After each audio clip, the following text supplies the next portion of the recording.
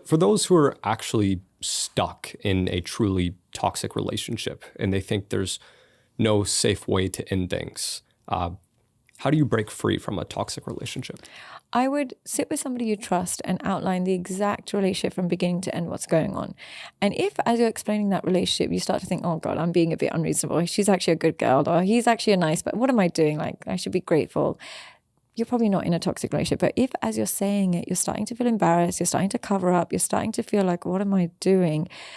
Take that as your wake-up call. So that's the first step. Second step, I would say, is that you have to realize that you need at least a couple of deal breakers with everybody in your life.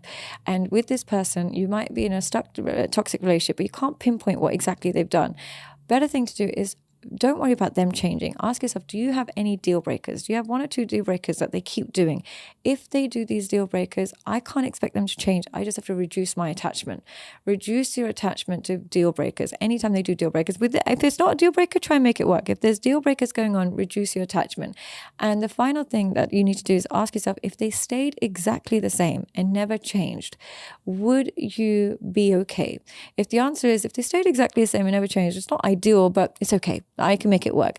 But if the answer is, oh my God, I'd be terrified if they stayed exactly the same, or I'd be terrified to have kids with him if he stayed exactly the same, that's another wake-up call. So use those things to navigate whether this is good for you or not, and then slowly start to exit. And how you start to exit, the actual execution of that, is you can't exit straight away. The only thing you can do is reduce your investment. So if normally you would be available all day, every day to see them, do everything for them, pay for everything for them, you slowly start to reduce your investment. It's not that you just cut them off cold turkey, because you probably won't be able to do that.